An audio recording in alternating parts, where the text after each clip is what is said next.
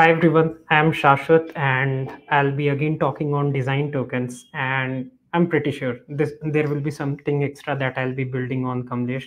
Thanks a lot Kamlesh for giving me a good head start. Now everyone is aware of the design tokens, so let's just jump into it.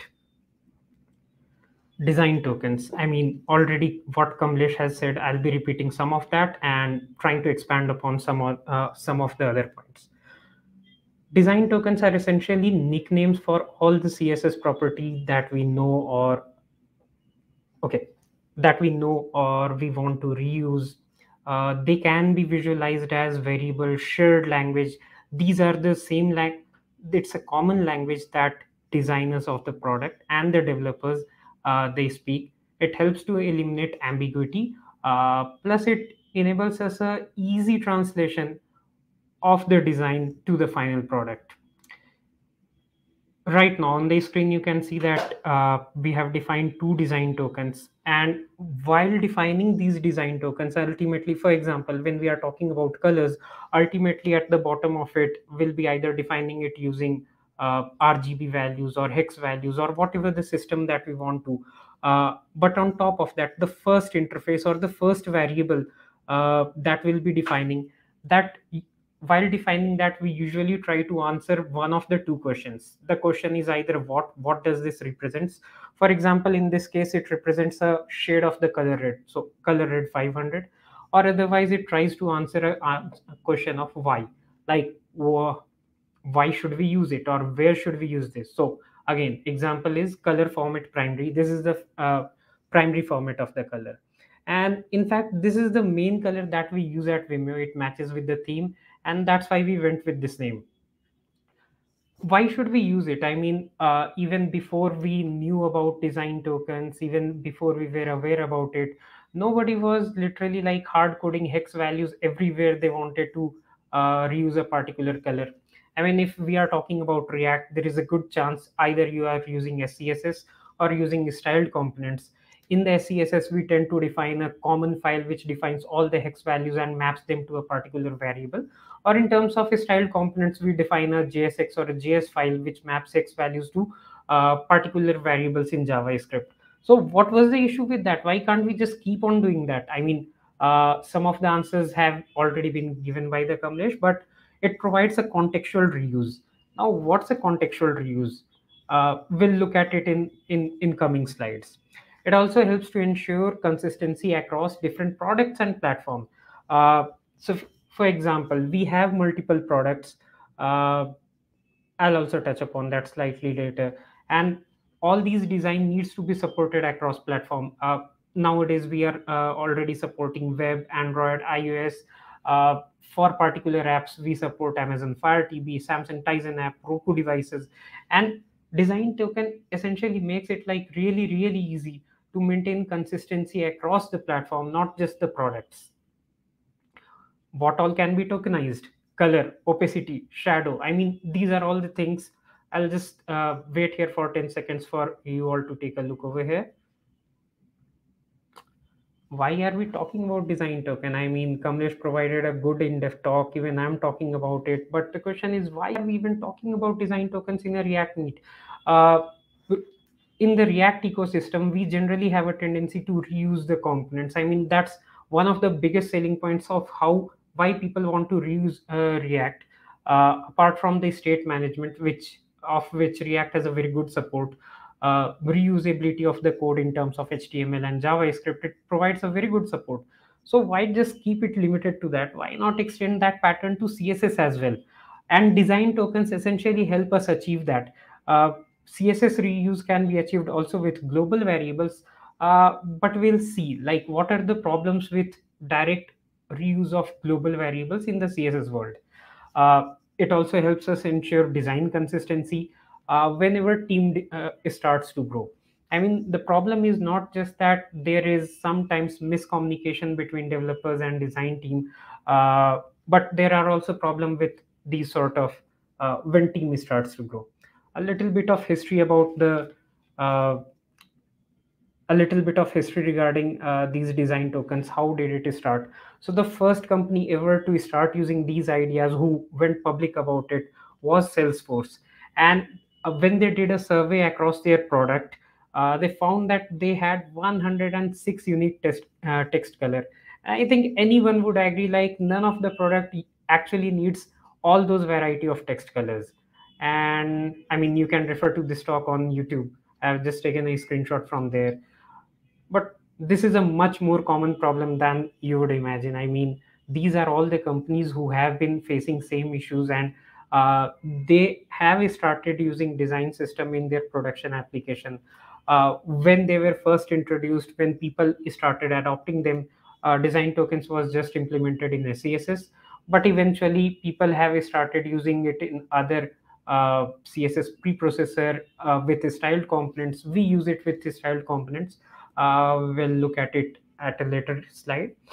There is also a W3C community group which is trying to define standards for it. So there is a good chance that eventually this will be the way forward to define and use CSS in your application. Our not so unique problem. We are also facing this sort of problem like other companies faced.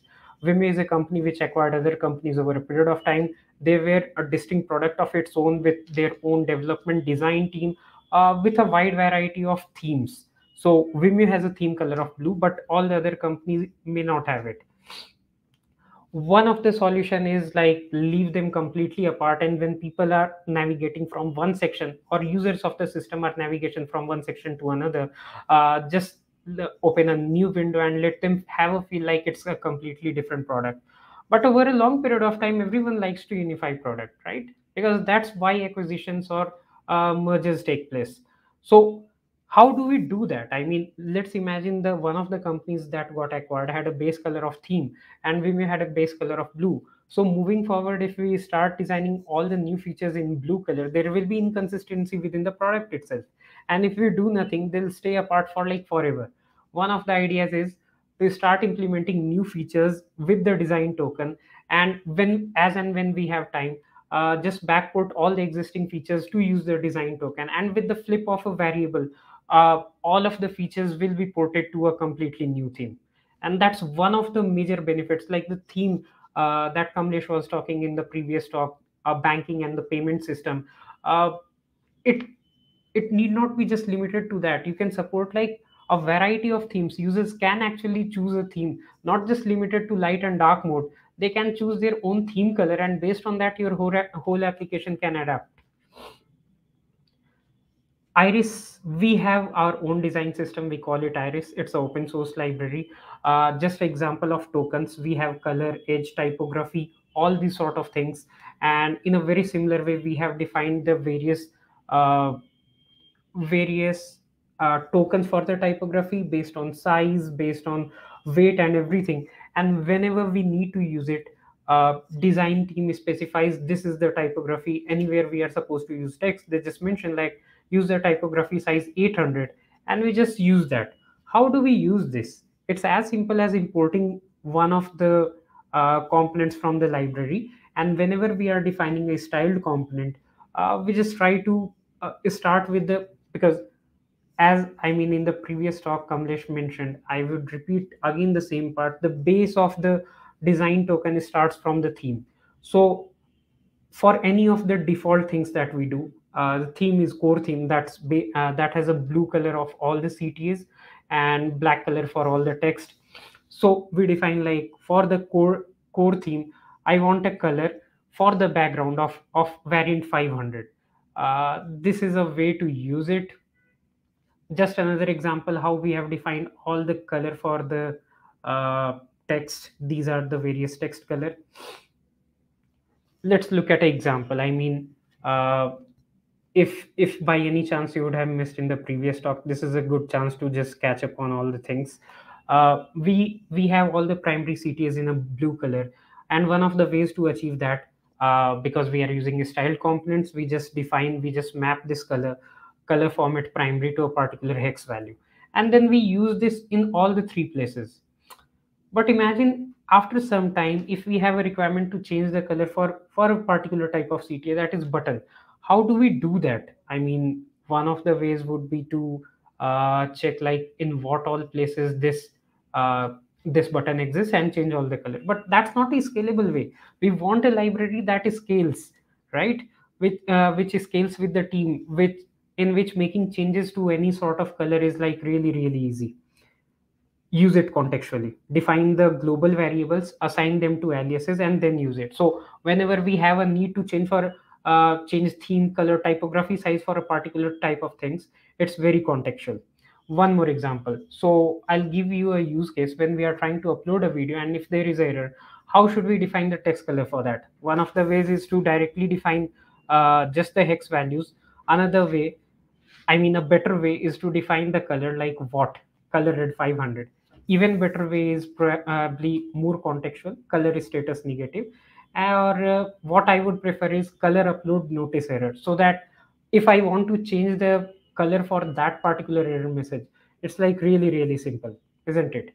Now, what do I mean by scaling design? Are we talking about the scalability of the product? Not at all. When teams are distributed, when there are multiple teams working on the same product, how do we ensure that everybody uses the same thing? It's not just by maintaining a global variable, rather than having a language which is uh, a very common language across all the teams, with the design team, with the product team, and the developers. And that's how we can maintain consistency. And this avoids the problem like someone has defined a particular hex value and then you keep looking for it, go back to the design team like I couldn't find it. So this answers the scalability of the design system. Takeaways from this talk. I know I'm little over a time, but we'll conclude it very quickly. It provides a common language for engineers and designers to communicate, and that essentially converts to a quick translation from the design to the final product. Makes big changes like theme or supporting multiple themes a piece of cake.